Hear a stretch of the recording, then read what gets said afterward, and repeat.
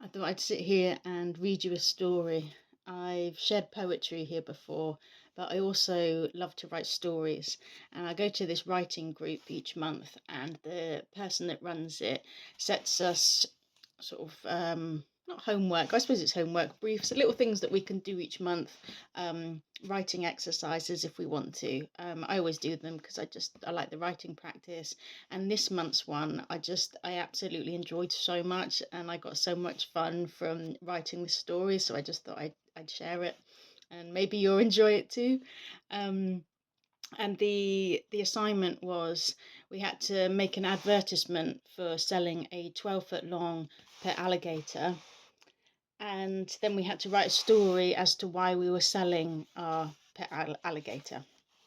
So this is the story, but before we begin, this is a copyrighted story. It's got the proper little symbol and everything in this handmade book of mine. So all rights are reserved. No part of this story, this book, can be reproduced in any manner without getting the proper permissions. So you've got to contact me if you do anything with this. If you don't, I will feed you to an alligator, or take legal proceedings. But alligators are quicker and more swift than the UK justice system. So don't be copying my work. So here we are. Mum's making me sell my alligator. I'm not allowed any more pets. It started with Tiny, my micro pig. At £900, it was the largest pig the farmer had ever seen.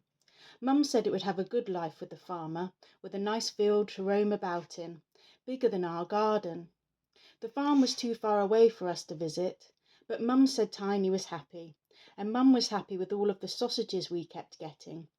I asked Mum where the sausages came from, and that's when she said I could have that lizard that I'd been banging on about. I don't want a lizard, Mum. I want a caiman. She told me I can't have a crocodile. It was clear to me that Mum didn't know what she was talking about. I could go and get a baby caiman, and she'd just think it was a lizard. So that's what I did.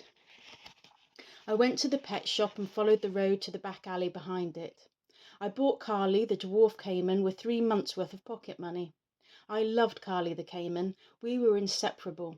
She slept in my bed and I fed her sardine sandwiches. It was wonderful. But Carly kept growing. Soon she didn't fit in my bed anymore, and it was a real struggle getting her in and out of the bathtub.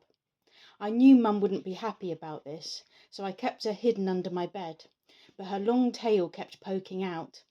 Luckily, Mum was too busy working or arguing with Dad to notice. I knew by this point that Carly the caiman was definitely not a dwarf caiman.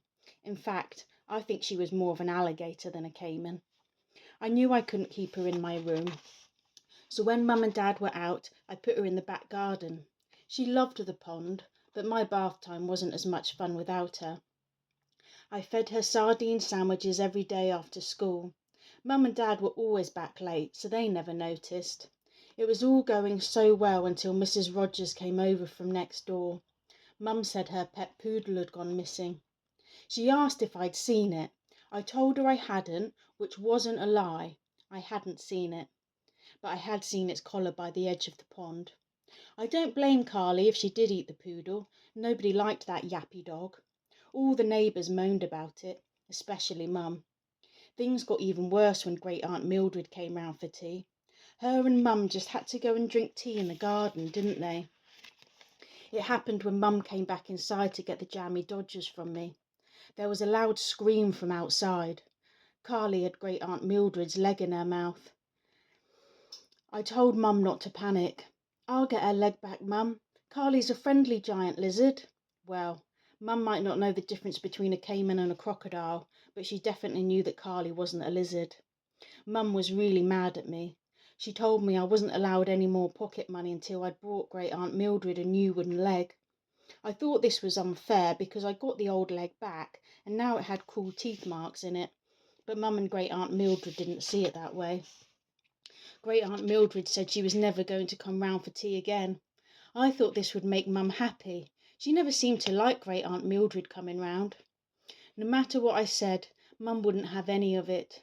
She told me I had to get rid of Carly because we couldn't keep a man-eating alligator in the garden. I thought this was unfair. Carly had never eaten a man, but Mum wouldn't listen. She just told me to go and write a for sale sign.